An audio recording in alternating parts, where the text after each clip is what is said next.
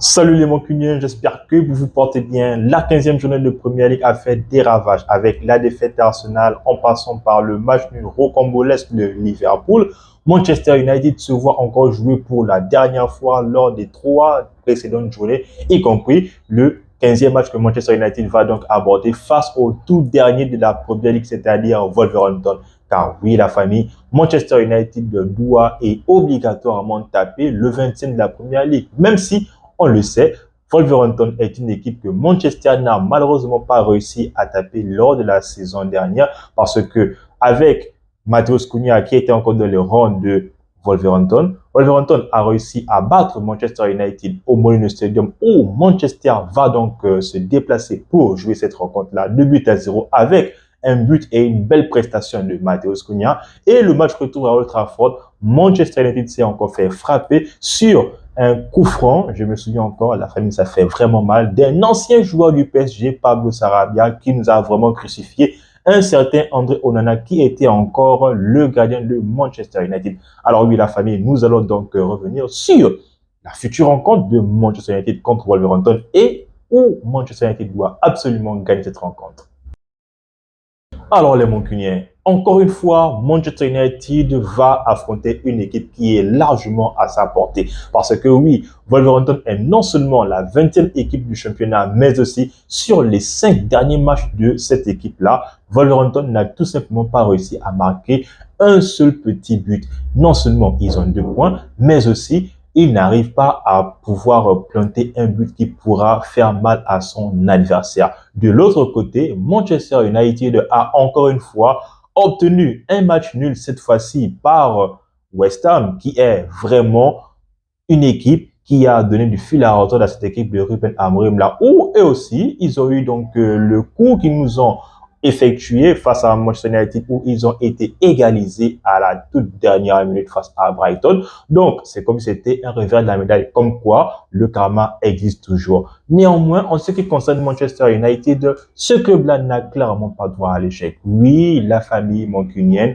Manchester United doit absolument et obligatoirement battre cette équipe du 20e de la Première Ligue. Parce que, avec encore une fois les forces vives de Ruben Amorim, nul doute que cette équipe-là fera tout pour pouvoir remporter cette rencontre-là. Oui, nous aurons bien sûr Bruno Fernandes qui sera là, Casemiro qui sera là, s'il ne sera pas donc suspendu. Nous aurons bien évidemment Sonny Lamos qui lui aussi continue à enchaîner donc ces matchs. Oui, on voit maintenant au fur et à mesure que les matchs sont en train de s'écouler que un certain Thibaut Courtois avait raison de dire que c'est un gardien qui est en train de prendre de l'ampleur. Et ça se voit à Manchester United. Il est encore jeune et il joue pour l'un des meilleurs clubs anglais. Même si je ne sais pas si on peut considérer toujours Manchester United comme un club qui est toujours grand d'Europe et pourquoi pas grand de l'Angleterre. Bref, quoi qu'il en soit, Manchester doit absolument gagner.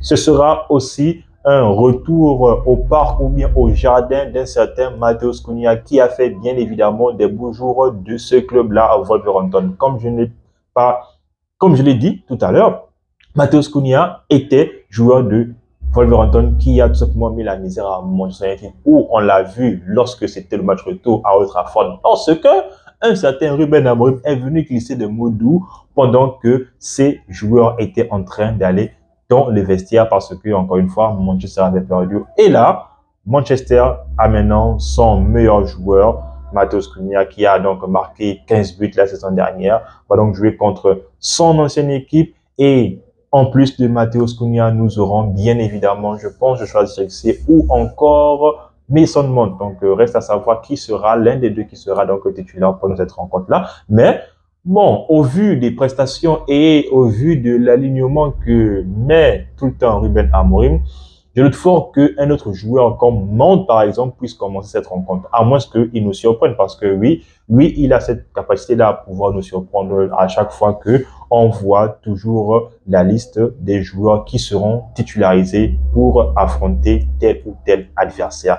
Maintenant, si on se penche du côté de Wolverhampton, oui, ça fait pas forcément donc une belle image parce que Wolverhampton était tout de même une équipe qui essayait de gratter des points. D'ailleurs, Wolverhampton a fini devant Manchester United. Je pense qu'ils étaient entre 14e ou bien 15e. Dans tous les cas, Manchester était 15e, non? 15e ou 16e. Et puis 16e Manchester et puis 17e Tottenham. Donc, Wolverhampton a fini devant Manchester United. Et donc, c'est forcément un affront que Manchester devra absolument faire.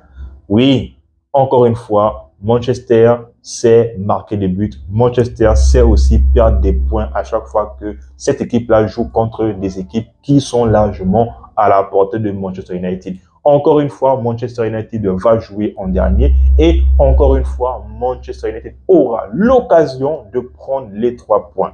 Maintenant, si Manchester n'arrive pas à le faire, je pense qu'on peut tout simplement se limiter sur le fait qu'on ne sera pas là pour pouvoir prétendre aux places qualificatives de la Ligue des Champions, parce que je ne vais jamais cesser de le dire, ça doit et c'est l'objectif principal de Manchester United cette saison.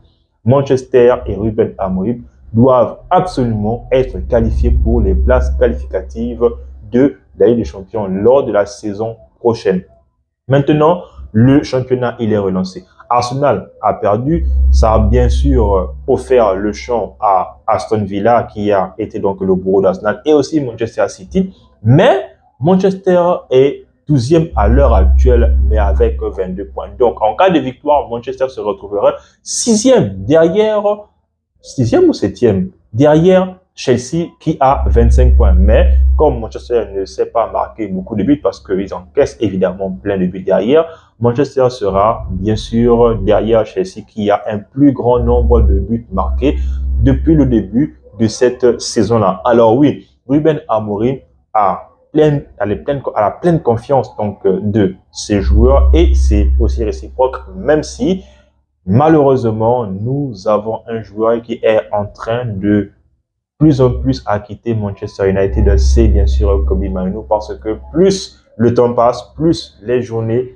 avancent, plus la saison est aussi en train de s'écouler. Nous sommes en train de remarquer que Kobe Mainoo est de moins en moins en train de se plaire du côté de Manchester United.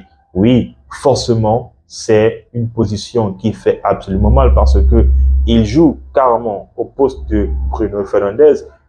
Au vu des prestations que Bruno Fernandes est en train de proposer à Manchester United, la question qu'on devrait se poser, c'est est-ce que Kobe Mainoo aura la capacité de pouvoir faire ce que Bruno nous propose depuis maintenant qu'il est à Manchester United? C'est une question qui sera difficile à répondre ou bien facile pour certains parce que, a priori, on partirait sur du non. N'empêche que c'est un très jeune joueur, il a donc le talent qu'il faut, sauf qu'à Manchester United, avec donc un niveau très très élevé et des exigences vraiment élevées, ce serait compliqué sans doute de pouvoir installer pleinement le Kobe Mainoo qui nous a vraiment fait du bien lors de la dernière saison complète de Eric Ten Hag. Donc oui, la famille, Manchester n'a clairement pas le droit à l'erreur. Manchester doit absolument gagner cette rencontre-là.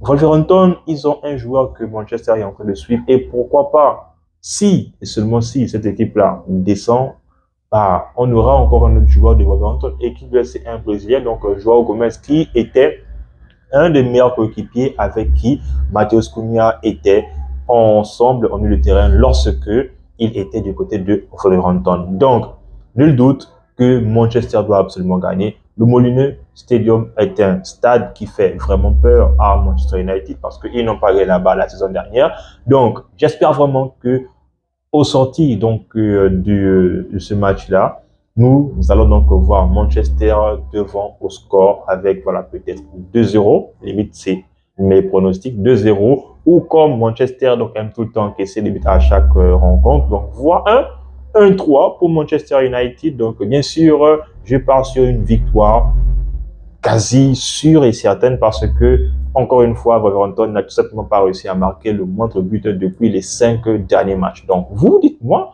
dans les commentaires si vous voyez que Manchester United puisse perdre ce match-là ou pas, parce que je me ferai une joie encore une fois de vous lire. Sinon, on s'abonne en rétrospective, mais aussi et surtout, tout ce qu'on connaît.